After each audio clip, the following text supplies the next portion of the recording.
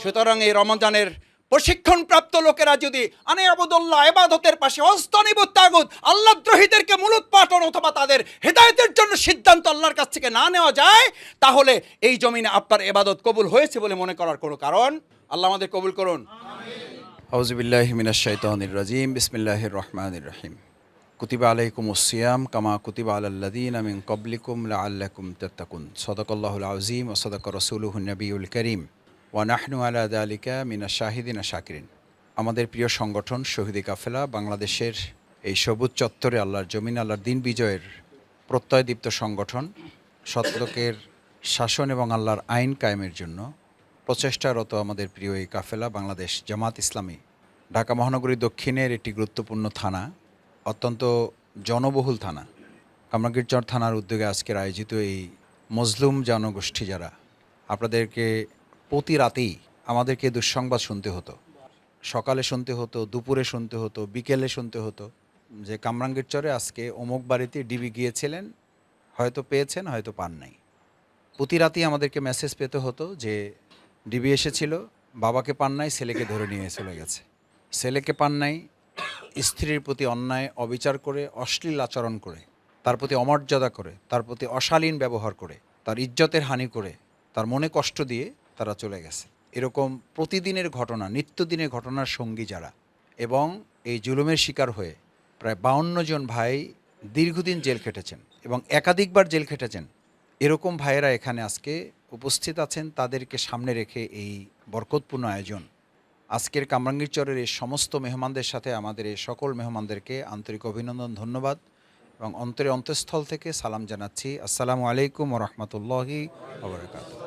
আল্লাহ শুকরিয়া আদায় করতে হয় যে আল্লাহ তাআলা বিগত বছরের মতো এবছরও আমাদেরকে হায়াত দিয়ে এখন পর্যন্ত পবিত্র মাহে রমাদানের প্রথম দশক, দ্বিতীয় দশক শেষ করে তৃতীয় দশকের খুব বরকতপূর্ণ সময়ে আমাদেরকে আল্লাহ তাআলা এখানে সমবেত হওয়ার তৌফিক দিয়েছেন। এই জন্য আল্লাহ শুকরিয়া আদায় করছি। সকলে বলে আলহামদুলিল্লাহ। সম্মানিত রোজাদার, মুসল্লি, সম্মানিত মুজাহিদ, আল্লাহ তাআলা এই জমিনে বহু লোকের নসিবে রোজা রেখেছেন, সওয়াম রেখেছেন, বা সওম তার নসিবে রেখেছেন, 5 ওয়াক্ত সালাত তার নসিবে। এরকম রোজাদার আমাদের দেশে নাই, থাকলেও বাংলাদেশে বিভিন্ন আনাচে কানাচে আছে, কামরাঙ্গীরচরে তো নেই। আছে, সওয়াম আছে, মুসল্লি আছে, কিন্তু মুজাহিদ হওয়ার সৌভাগ্য, এই বরকতের রাস্তায় হাঁটার সাহস, হিম্মত, বলিষ্ঠতা আল্লাহ বহু সওয়াম এবং মুসল্লিকেই দান করেন। এটার জন্য হৃদয়ের অন্তরস্থল থেকে একটু শুকরিয়া আদায় করতে ইচ্ছা করেন আপনাদের? আল্লাহ তাআলা তার বান্দাকে ভালো কাপড় দিয়েছেন, ভালো ফ্ল্যাট দিয়েছেন, প্লট দিয়েছেন, কি যায় আসে? আল্লাহ তাআলা দেখি কাফির মুশরিকদেরকে বেশি দেয়, কারণ ওদেরকে পরকালে দিবেন না, এই জন্য সব এখানে দিয়ে শেষ করে দিন। আল্লাহ কোরআনে বলে দিয়েছেন, আমি ওদেরকে এজন্য দিচ্ছি যে ওদেরকে পরকালে আমি আর কিছু দিব না, যা দেওয়ার এখানেই, এবং এটাও দিচ্ছি পরীক্ষার জন্য, যাতে বলতে না পারে যে আমার তো কিছু ছিল না। এই সুযোগও তার হাতে যেন না থাকে। সুতরাং আর একবার শুকরিয়া আদায় করতে হবে এই কারণে যে এরকম একই সাথে 3টা মৌলিক ইবাদতের সাথে আল্লাহ তাআলা দয়া করে আমাদেরকে কবুল করেছেন। সালাত আদায় করেছি, এখন সওয়াম অবস্থায় আছি, এখন দিন কায়েমের আলোচনার সাথে আছি। দিন কায়েমের এই শব্দটা উচ্চারণ করে এখন গোটা পৃথিবীতে হয়তো সায়েমের আলোচনা হচ্ছে, ইফতারের বিরাট বিরাট আলোচনা সভা হচ্ছে, এমনকি বিশ্ববিদ্যালয়গুলোর চত্বরেও ছেলেমেয়েরা বসে রমজানের তাৎপর্য আলোচনা করতেছে, তার সাথে হয়তো একটা বেপর্দা মেয়ে বসে আছে।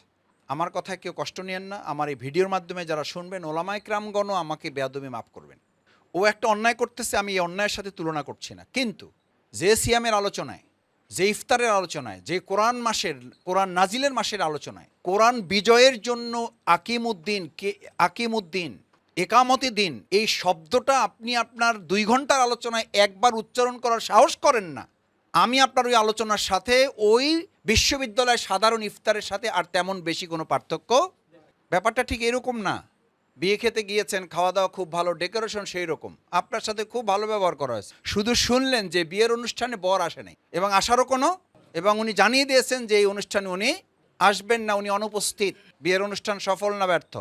এটা বলার জন্য, এটা জানার জন্য, এই উত্তরটা দেওয়ার জন্য আপনাদের গবেষণা করা লাগছে। এটার জন্য কামিল পাস করা লাগে, ফাজিল পাস?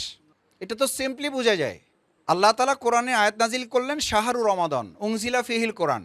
এটা আরবি 12 মাসের মতো একটা মাস। এই মাসের উদ্দেশ্য হচ্ছে, মর্যাদা হচ্ছে, গৌরবটা হচ্ছে এই মাসে কি নাজিল হয়েছে? যদি ব্যাপারটা এরকম হতো শাহরু শাওয়াল উনজিলা ফিহিল কোরআন, মর্যাদাটা কোন মাসের হতো? শাওয়াল মাসের। তাহলে বোঝা যায় এটার জন্য কোনো ডিগ্রি করা লাগতেছে, কামেল পাস। তাহলে আমাদের এই অবস্থা কেন মুসলিমদের? তাহলে শুধু রমাদান নিয়ে আলোচনা হবে, শুধু সিয়াম নিয়ে আলোচনা হবে, অথচ কোরআন নিয়ে আলোচনা হবে না। এবং সেই কোরআন দিয়ে সমাজ রাষ্ট্র পরিচালিত হওয়ার কথা, সেই চিন্তাও আমাদের মাথায় নাই। এবং সেই চিন্তা করে আমাদের চেহারা সামান্য পরিবর্তনও হবে না। সমস্ত ইসলামিক স্কলারগণ সহিহ হাদিসে কুচ্ছিকে সামনে রেখে বলে দিয়েছেন, কোরআনের আইন যে জমিনে প্রতিষ্ঠিত নেই, অথচ সে সেখানকার সালাতুত তাহাজ্জুদ আদায়কারী, সিয়াম পালনকারী, সে ওখানকার সালাত আদায়কারী, সে সাদাকাকারী, সে জিকিরকারী, সে তেলাওয়াতকারী, কিন্তু তার ওই জমিনে আল্লাহর বিধান কোরআন এখনো বিজয় হয় নাই। কোরআনের শাসন দিয়ে রাষ্ট্র সমাজ পরিবার পরিচালিত হয় না, অথচ তার চেহারার কোনো পরিবর্তন হয় নাই। ওই লোকের ইবাদতে আল্লাহর কিছুই শুধু যায় আসা না পলা পর্যন্ত তো শেষ করলে হয়তো। ফাহুয়া মিন জুসি জাহান্নাম। এই নামাজ পড়া লোকটা, এই রোজা রাখা লোকটা, এই হজ করা লোকটা, এই জাকাত দেওয়া লোকটা, এই জিকির করা লোকটা, এই তাহাজ্জুদ করা লোকটা, এই দাড়ি রাখা লোকটা, এই টুপি পরা লোকটা, এই লম্বা জামা পরা লোকটা, এই সবে কদরে কদর খোঁজা লোকটা, এই সবে কদর খোঁজা লোকটা গোটা কোরআনে শুধু কদর খুঁজেছে, অথচ যেই কোরআনে গোটা একটা সূরা নাজিল হয়েছে শুধু যুদ্ধের জন্য, এবং সেখানে বদর একটা যুদ্ধও আছে। আল্লাহ একটা রমজান দিয়েছেন, একটা সিয়াম দিয়েছেন, যেখানে কদরও আছে বদরও আছে। কিন্তু কপাল পরা মুসলিম জাতির অবস্থা হয়েছে এমন যে আমরা শুধু কদর খুঁজি, বদরের কোনো। আমার কথা বিশ্বাস না হলে এখন মাঠে নামেন, গিয়ে জিজ্ঞেস করেন যে ভাই এই রমজানে একটা বদর দিবস আছে বা একটা 17 তারিখ আছে, দুটো যে কোনো একটা জিজ্ঞেস করেন, একটা 17 তারিখ আছে, জিনিসটা কি? খায় না মাথায় দেয়। বলবেন যে ভাই ওই দিন বোধহয় রাসূল সাল্লাল্লাহু আলাইহি ওয়াসাল্লাম জন্মগ্রহণ করছে, অথবা বলবে হয়তো রাসূল সাল্লাল্লাহু আলাইহি ওয়াসাল্লাম বোধহয় ওই দিন কাবা শরীফে তাওয়াফ করছে। 50 জনের মধ্যে 49 জন যদি এই কথা না বলে তো আমার কথা বলেন, আমি আমার বক্তব্য প্রত্যাহার করে নিলাম। অথচ আপনি একটু খুব সিম্পলি একটা হিসাব করে দেখেন, রমজানের মধ্যে সিয়ামের মধ্যে আল্লাহ তাআলা মুসলিম উম্মাহকেই হিসাবের দিক থেকে, গণনার দিক থেকে বদর আগে দিয়েছে না কদর আগে দিয়েছে? আপনারা আগেই খোঁজেন কোনটা। ওই মুসলিমের কপালে কদর, সম্মান, মর্যাদা গোটায় ব্যাগের মধ্যে লুকিয়ে রাখেন। ওই কারণেই মুসলিম উম্মার আজকে এই জিল্লতি, এই অপমান, এই লাঞ্ছনা। ততক্ষণ পর্যন্ত কদর আপনার কপালে জুটবে না যতক্ষণ পর্যন্ত বদরের চেতনা আপনি নিজেকে উজ্জীবিত না করবেন। বদরের চেতনা নাই, কদরের ইজ্জত আমাদের কপালে।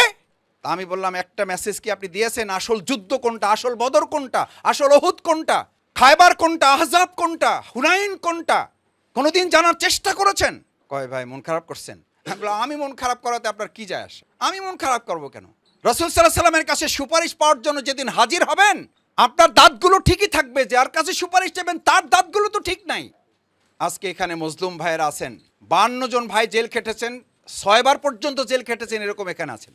আপনি যে রাসূল সাল্লাল্লাহু আলাইহি ওয়াসাল্লামের কাছে সুপারিশের জন্য যাবেন, দাড়ি থাকবে, টুপি থাকবে, অথচ আপনার গোটা জিন্দেগিতে ইসলামের এরকম একটা জালিমের অধীনে কাটিয়েছেন, 3.5 বছরের জেল জীবনের গোটা সুন্নতের সাথে আপনার কোনো সাক্ষাৎই নাই। কোন সাহসে, কোন লজ্জায়, কোন অধিকারে রাসূল করিম সাল্লাল্লাহু আলাইহি ওয়াসাল্লামের কাছে আপনি সুপারিশ প্রত্যাশা করবেন? আপনার বিবেককে আপনি একটু জিজ্ঞেস করবেন। আল্লাহ শুকরিয়া আদায় করি যে আল্লাহ তাআলা আমাদেরকে একই সাথে সায়েম করেছেন, একই সাথে আমাদেরকে মুসল্লি বানিয়েছেন, একই সাথে তিনি দয়া করে গোটা মুসলিম উম্মার মধ্যে আমাদেরকে মেহেরবানি করে ক্ষুদ্র হলো একজন মুজাহিদ হিসাবে 3.5 বছরের জেল জীবনের এই সুন্নাহর সাথে, মহাব্বতের এই সুন্নাতের সাথে আল্লাহ আমাদেরকে কবুল করেছেন। যে ভাইরা এই জুলুমের শিকার হয়েছেন, যে ভাইরা দীর্ঘ জেলখানায় থেকে নিজের পরিবার থেকে বিচ্ছিন্ন থেকেছেন, কষ্টের শিকার হয়েছেন, ত্যাগ এবং কোরবানি উপস্থাপন করেছেন, সন্তানের স্নেহ থেকে বঞ্চিত হয়েছেন, আমি আপনাদেরকে আজকে এই ফুলের মালা কি হবে এগুলো দিয়ে? কি যায় আসে এগুলোতে? আপনাকে বিশাল বিশাল ক্রেশ দিলে কি যায় আসে এগুলো? আল্লাহ তাআলা তো আপনার জন্য কত বড় পুরস্কার ঘোষণা রেখেছেন। ইয়া আইয়ুহাল ইনসান ইন্নাকা কাদিহুন ইলা রাব্বিকা কাদহান ফামুলাকি। মানুষকে তো আমি সৃষ্টি করেছি তুমি কোরবানি করবা, তুমি ত্যাগ করবা, স্যাক্রিফাইস, ডেডিকেশনের জন্য। দুনিয়ার সৃষ্টিটাই হচ্ছে কোরবানির জন্য। আমি মাঝে মধ্যে জিজ্ঞেস করি, ভাই ত্যাগ কোরবানি করবেন না তো বাঁচবেন কি? ভাই বাঁচবেনই না তো। কয় ভাই কইলেন কি? বরং আমি তো ত্যাগ কোরবানি বাদই দিছি বাঁচার জন্য। কথা ভালো করে বুঝেন, ত্যাগ কোরবানি ছাড়া আপনি বাঁচতেই পারবেন না। আর উনি বলতেছে আমি ত্যাগ কোরবানি বাদই দিছি কিসের জন্য? বাঁচার জন্য। আমি এবার তারে বললাম ইসলামী আন্দোলন বাদ দেন, জামাত ইসলামী বাদ দেন, জামাতের কর্মীগিরি বাদ দেন, রোকনগিরি বাদ দেন, সহযোগী বাদ দেন, সুদী শুভাকাঙ্ক্ষী বাদ দেন, কিচ্ছু লাগবে না। আপনি অ্যাজ এ মানুষ, শুধু একজন মানুষ, আপনি সিদ্ধান্ত নেন আমি শুধু গ্রহণ করব, আমি শুধু ভোগ করব, মানে হচ্ছে আমি শুধু অক্সিজেন গ্রহণ করব, কার্বন ডাই অক্সাইড ত্যাগ করব না। কি ত্যাগ করবেন না? যে শুধু অক্সিজেন ভোগ করে আপনি জীবন বাঁচিয়ে রাখতে পারবেন, কার্বন ডাই অক্সাইড ত্যাগ করার মতো সাহস, হিম্মত, বলিষ্ঠতা আপনার নাই, এই উদারতা আপনার নাই যে আমি শুধু ভোগই করব না, আমি কিও করব। শুধু ভোগে মানুষের জীবনই বাঁচে না, সেখানে ভোগে মানুষের ইমান বাঁচে কি করে? আমি এই কথাটুকু আপনাদের জন্য বলছি না, এই কথাটুকু বলছি আজকের আপনাদের মাধ্যমে আমাদের এই এলাকাবাসীকে এটা বলতে হবে। সোশ্যাল মিডিয়াতে আমার এই ভিডিও যদি কারো কানে পৌঁছায়, তাদের এই বিবেচনায় এটা প্রশ্ন করতে হবে, বিবেককে আঘাত করতে হবে। শুধু ভোগে যদি অক্সিজেন গ্রহণ করে আপনি বেঁচে থাকতে না পারেন, কার্বন ডাই অক্সাইড ত্যাগ করা সারা, কার্বন ডাই অক্সাইড ত্যাগ করা ছাড়া আপনার জীবন বাঁচে না, আল্লাহর জমিন, আল্লাহর দিন কায়েমের জন্য কোরবানি পেশ করা ছাড়া আপনার ঈমান বাঁচে না। এটা আপনারা সবাই মিলে বেঠিক বললেও তাতে কিছু যায় আসে না, কারণ এটা কার বিধান? আল্লাহর বিধান বলেই আল্লাহ তাআলা জানিয়ে দিলেন, ইয়া আইয়ুহাল ইনসান, ভাবার কোনো কারণ নেই জামাত করি বলে আমাদেরকে শুধু জেল খাটতে হবে। বহুবার বলেছি, জেলখানায় বলেছি, এখানে তো আপনারা মাত্র কত 1-150 লোক।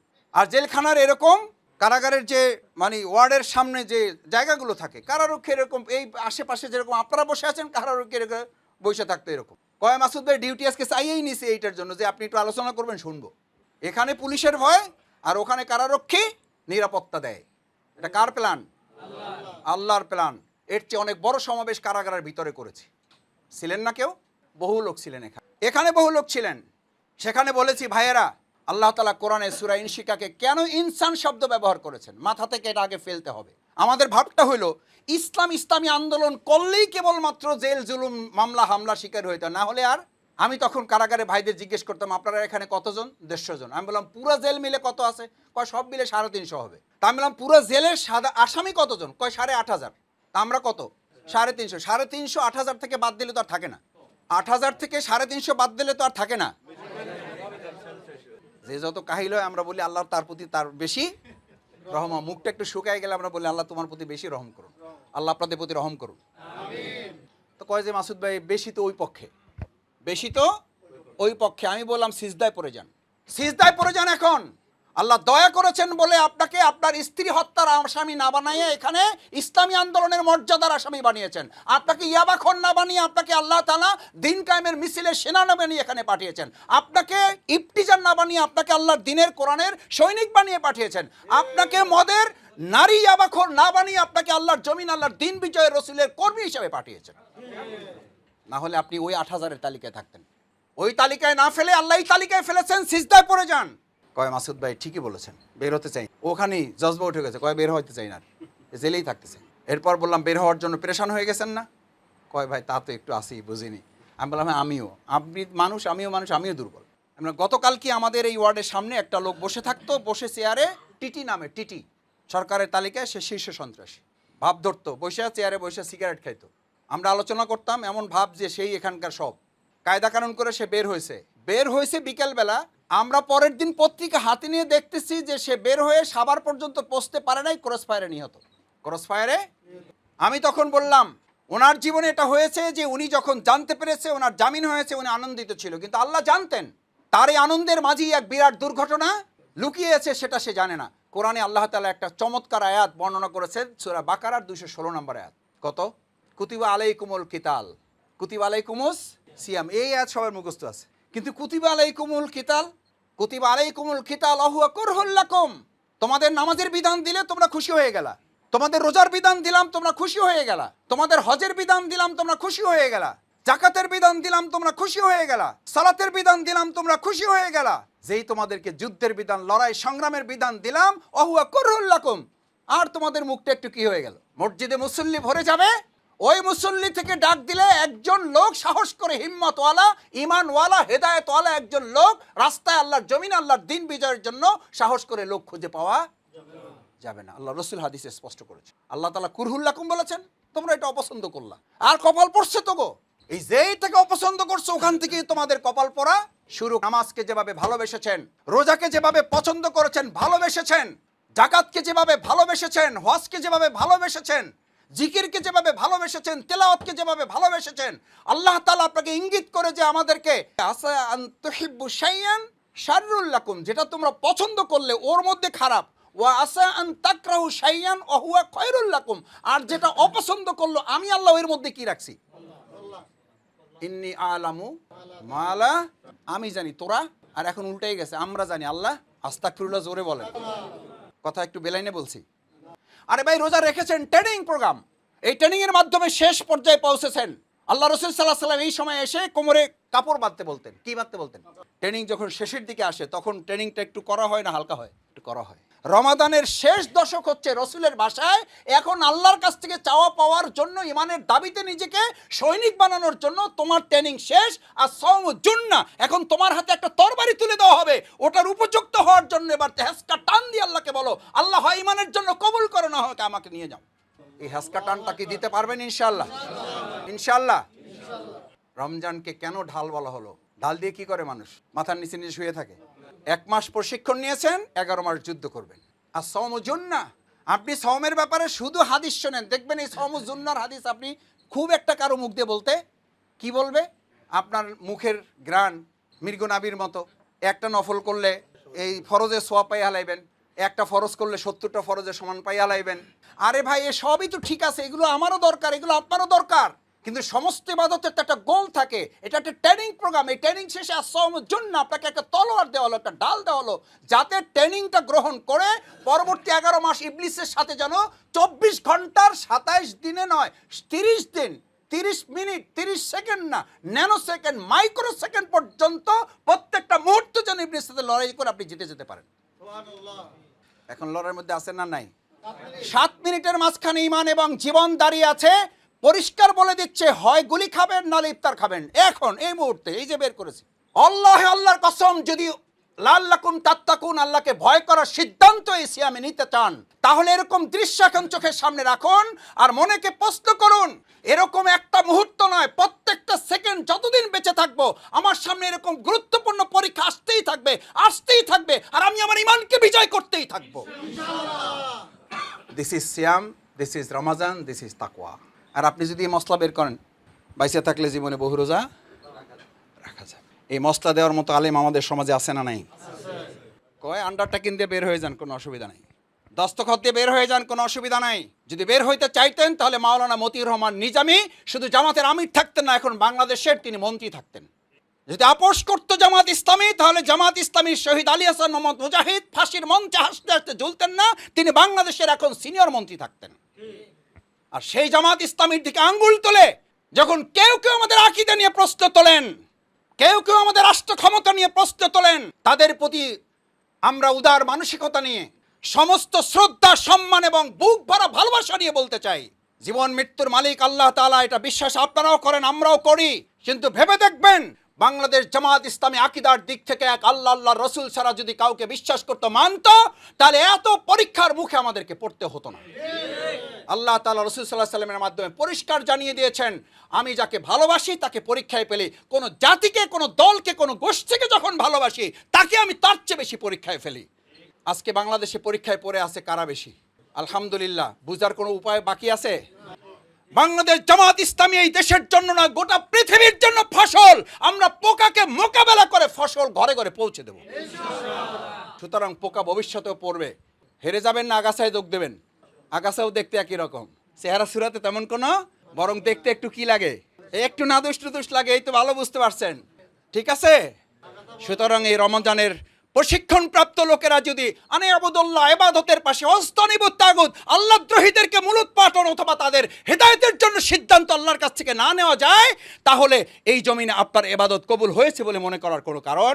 আল্লাহ আমাদের কবুল করুন। আল্লাহ আমাদের এই দুশমনদের বিরুদ্ধে লড়াই চালিয়ে যাওয়ার শক্তি হিম্মত এই সিয়াম থেকে দান করুন।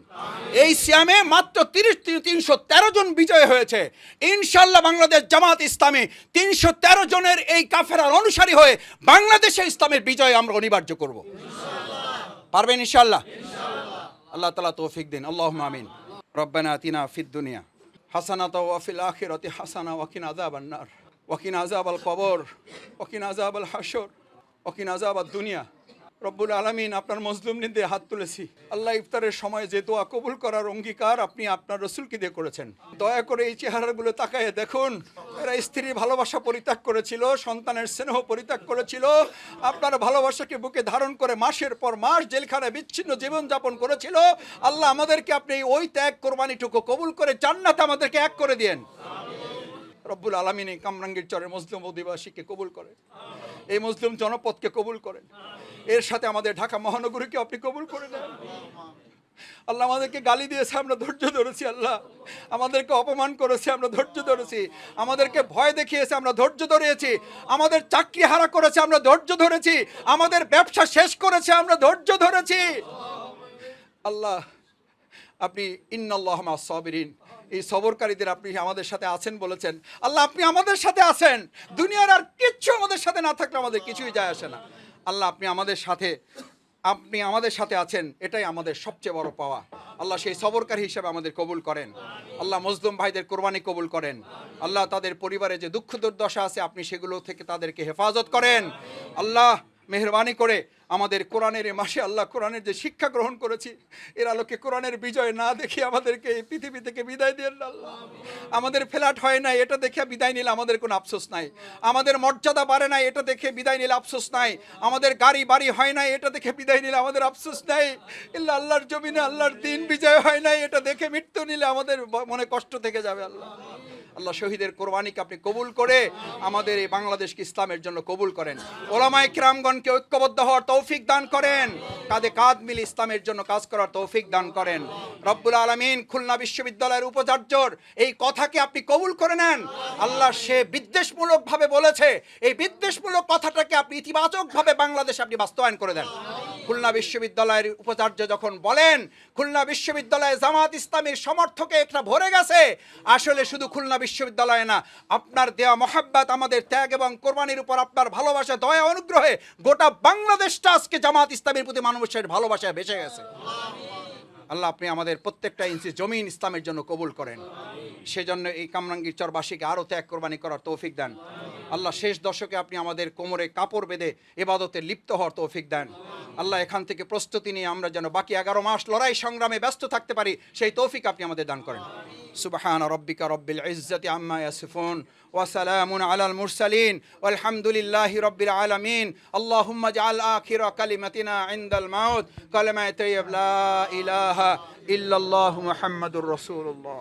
সত্যের সেনানীরা নেবে না তো বিশ্রাম, আমাদের সংগ্রাম চলবে অবিরাম। সত্যের সেনানীরা নেবে না তো বিশ্রাম, আমাদের সংগ্রাম চলবে অবিরাম। সত্যের সেনানীরা নেবে না তো বিশ্রাম, আমাদের সংগ্রাম চলবে অবিরাম। এই স্লোগানে মুখরিত হোক জনপদ, এই স্লোগানে মুখরিত হোক জনপদ।